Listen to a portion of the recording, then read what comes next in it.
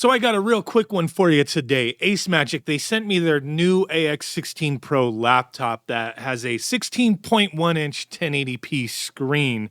And I wanted to test this thing out. So this laptop is powered by an AMD Ryzen 7 5700U processor, has Windows 11 pre-installed. The model they sent me has 16 gigabytes of DDR4 RAM and a 512 gigabyte M2 NVMe SSD. Both of those things can be updated. It has a 53.58 watt-hour battery. They say it gets you about 8 hours. Really going to depend on what you're doing. You got Wi-Fi 6, Bluetooth 5.2. And then as far as our inputs and outputs go, we've got a micro SD card slot. Always love that when it comes to like mini PCs or laptops. Comes in handy. We got a 3.5 millimeter headphone jack, a USB 2.0, two USB 3.2s. We have a full-size HDMI for external monitor usage, USB-C for the power cable, and another USB-C that can deliver power, data, or be used for display output. So when it comes to PCs, mini PCs, laptops, any of this kind of stuff that a company sends me, my main purpose is to test out gaming. What can this thing do? I'm not going to sit here looking at a bunch of numbers and whatnot. Plenty of other people got you covered with that. I just want to see what this thing can handle. So yeah, testing gaming. With this PC, this laptop, I'm going to be using a 2 terabyte Launchbox build that got off of Amazon. I'm not going to lie. I'll put a link to the video where I reviewed that hard drive and where I show the game list, everything that comes with it. You'll get a little bit of a taste of that here because that's what we're using. But there'll be a link in the description and pinned comment if you want to check that video out. So tested a bunch of emulation. I'm not going to waste any time with the easy stuff. We know Super Nintendo, Sega Genesis, Atari, even PS1. PS1 runs on everything, dude. So we're not going to waste time with that. But we're going to go with some of the more heavy hitters. Now, I went through the list. Sega, PlayStation, Nintendo. That's what I'm focusing on. So Sega, I tested out some Saturn and some Dreamcast. And yeah, you're going to have no problems here running those kind of games. So with Dreamcast, if Dreamcast runs, Atomic Wave's going to be fine, Naomi, that kind of stuff. Lots of awesome games that you could play on those systems. You know, Marvel vs. Capcom 2, Dead or Alive 2, Sonic Adventure, you know, the list goes on and on. So yeah, pretty smooth with both of those consoles.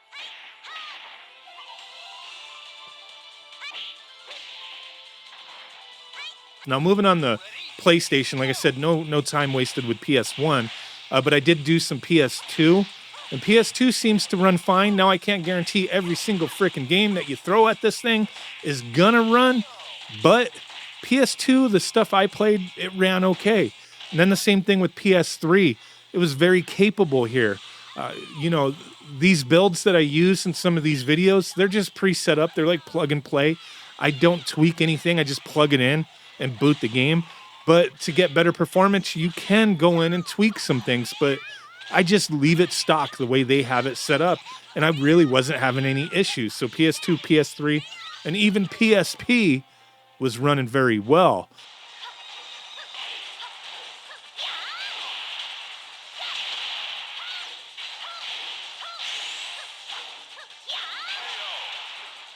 So Nintendo. Now, Nintendo 64, you really shouldn't have any issues, so I didn't want to spend too much time on that. But yeah, Nintendo 64, you're not going to have an issue.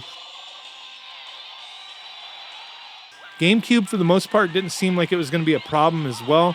You know, playing some Smash, some Mario Kart, that kind of thing.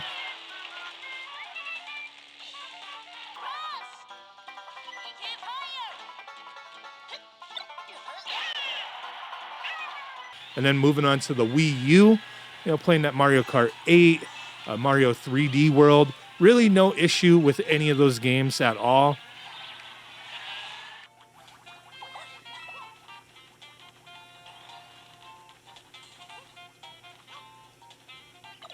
Now, Nintendo Switch, though, on the other hand, yeah, I've been starting to mess around with a little bit of Switch on these systems. Seems like a lot of people have been playing Switch this way. You know, not this way necessarily, but, you know, on PCs and whatnot.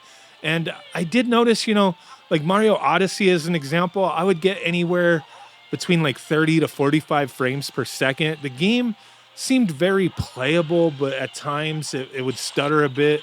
You know, the little stutter and Stanley action.